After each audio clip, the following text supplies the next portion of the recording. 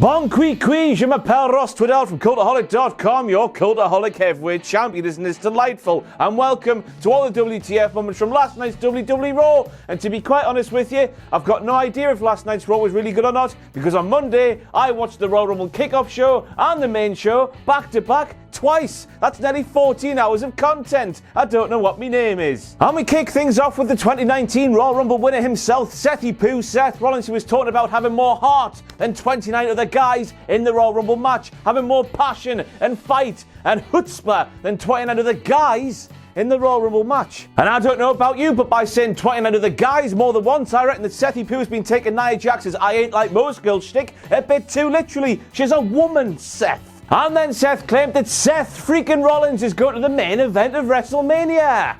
In his dreams, maybe. Yes, just like famous names from the past like Shinsuke Nakamura, Randy Orton, Sheamus, Edge, and Alberto El Patron, the 5-star icon.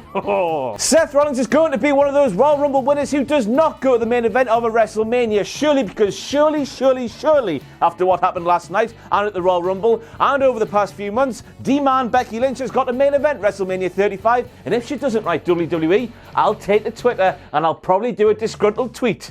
Haha, watch out, I'm dangerous. I always thought that PayPal would be the name of a shop that Vince McMahon owned. I've got no idea what Vince McMahon would sell inside of his shop, but I can just picture him there, stood behind a counter, brown pinny on, saying to a customer, PayPal. One Cultaholic signed at last night's WWE Raw. Thank you very much to Sexual Wank Pheasant himself, presumably Sean Kelly, for getting that there sign on the hard camera many times during last night's show. Next time you go to an event, do what he did. Maggle.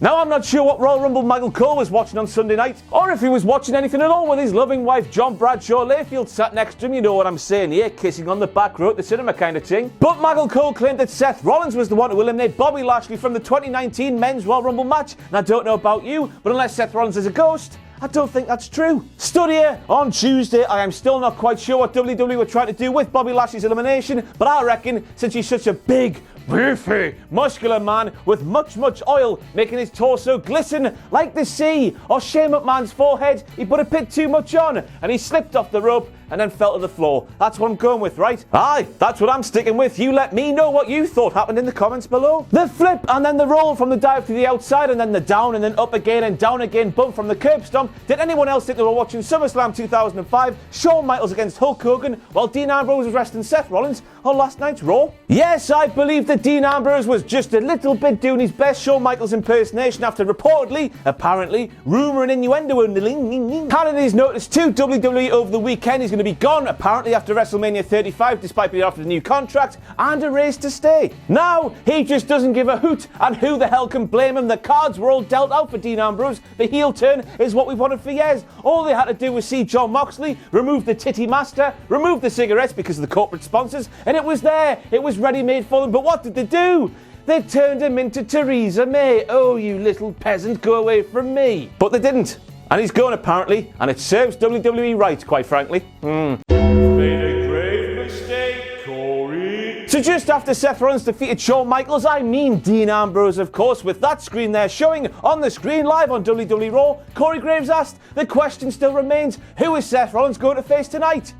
We just saw it, pal. It was Dean Ambrose, you iced gem. I think you'll find, Corey, the question that was remaining is who is Seth Rollins going to face at WrestleMania 35? And that level of pedantic prick is going to see me die alone with the emptiest life possible.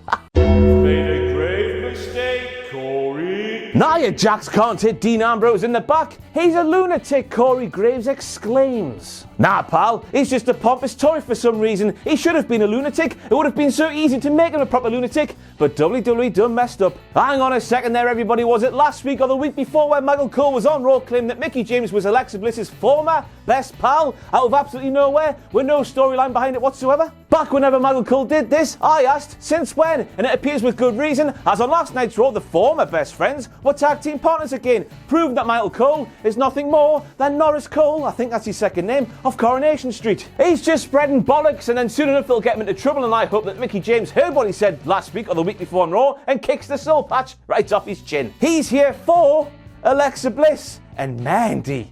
Rose. Now, if that sign there wasn't enough to make that bloke look like an utter tit, the fact he was expecting Mandy Rose to appear on Monday Night Raw should just about do it. Speaking of creepy signs, there's another one right there that reads Nia, SSBBW. Now, initially, just like I'm sure you did, I thought SSBBW meant seriously sloppy, Becky bashing wanker. But apparently, it means supersized, big, beautiful woman. And according to Urban Dictionary, to be an SSBBW, you need to be over 400 pounds. And as we all know, Nia Jax is just a shade around 300. Can you imagine Nia and Tamina actually holding up those pure, beautiful, shiny championships? No, it reminds me of something my mom used to say. It's like putting lipstick on a pig. Pardon me, lads and lasses, my irony meter has gone off the scale because Mickie James, Piggy James herself, is calling two of her compadres pigs with lipstick on. The cheek of it. Well, as my mum used to say, Mickey, it takes one to know one. Aye, it takes a pig to know a pig. What she say? Say, shut up, Renee. What she say? Say, shut up, Renee. When you step into the ring with Tamina, you've got to bring the most fight you've got in you. No, you don't. Made a grave mistake, Corey. There can only ever be one first of anything according to Corey Graves, unless of course you're talking about the WWE Women's Tag Team Championships. That's because we're apparently going to crown the first ever Women's WWE Tag Team Champions at Elimination Chamber next month, despite the fact there's already been some. Shout out to Drew McIntyre's mum, Velvet McIntyre, and Princess Victoria, who initially won the Women's Tag Team Championships in WWE in May of 1983. And next up we have Kurt Angle saying if big baldy bastard Baron Corbin didn't stick his big baldy head, that is head in Geordie, into Kurt Angle's business, then Kurt Angle would still be general manager on Monday Night Raw. And I don't know about you, but I didn't realise that Kurt Angle turned heel. We, the people, are the GMs of Monday Night Raw now, Curt. You can't take that away from us. Vince McMahon gave it to us as a lovely gift in this new era of old men from the 90s. And anyway, Curt, didn't you watch Raw just before Christmas when the McMahons bravely took back something that was already theirs? You know, when they blamed every single problem on Monday Night Raw on big baldy bastard Baron Corbin, despite the fact Lady Balls herself hired big baldy bastard Baron Corbin, easy for me to say, into his role. Corey, pal, you have my permission to use this the next time Renee Young won't shut up live on Raw. Shut up, Renee.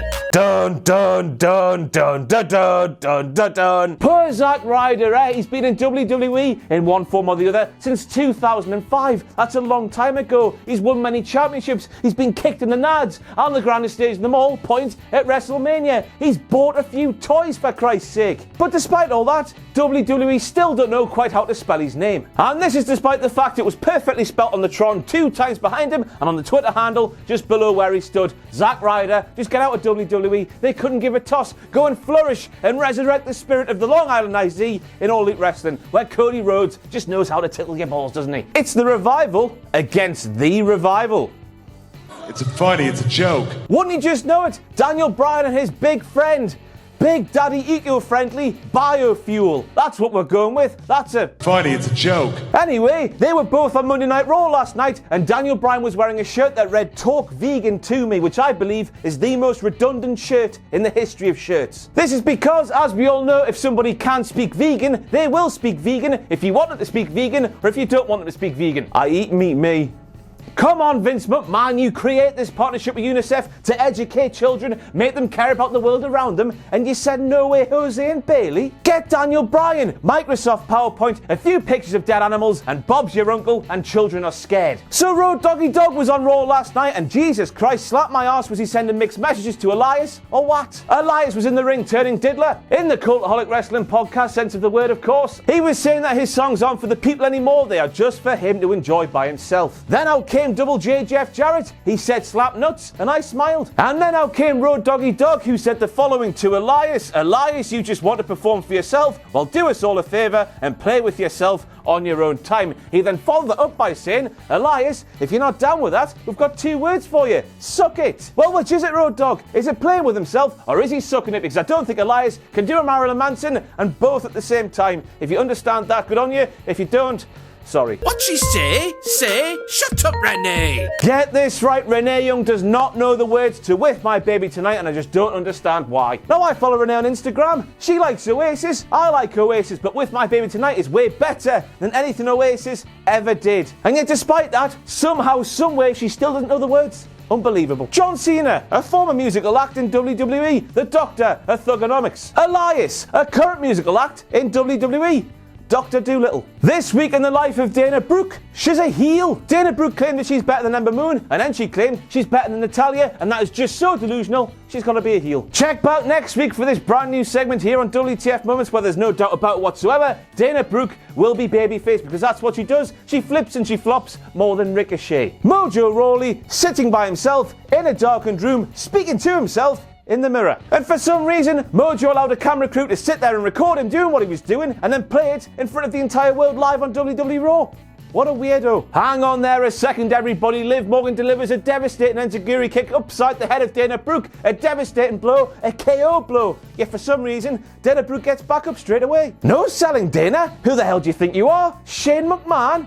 What's the Royal Rumble, and you understand? The Riot Squad win. And next up we have my personal Lord and Saviour, Ronda James Cuthbert Rousey, claim that any ring she steps into is her ring. Was it hers when she faced Amanda Nunes or Holly Holm? Ha ha, ba ba ba ba ba, fire. Jesus Christ, bend me over, slap my arse, call me Gertrude, because hell has frozen over. Ronda Rousey said live in front of the world on WWE Raw that she has just realised that her and Becky Lynch are the same age. What happened to Becky Lynch being a dirty millennial with the avocados and the toast and the thick glasses and the iPads and the coffee shops, and you being something else than a millennial? I bet you bath in avocados, don't you, Ronda? I bet you read a book with thick-rimmed spectacles on, Ronda. I bet you drink coffee in a coffee shop with white walls. I bet you watch Japanese wrestling and know all their names. So after 5 F5s, one of which was on the Universal Championship, Seth Rollins was just about able to stand back up. Is Vince McMahon confused? That's Seth Rollins there, Vince. That's not Roman Reigns. Back in the day, getting up from 5 F5s is something only the big dog could do and nobody else.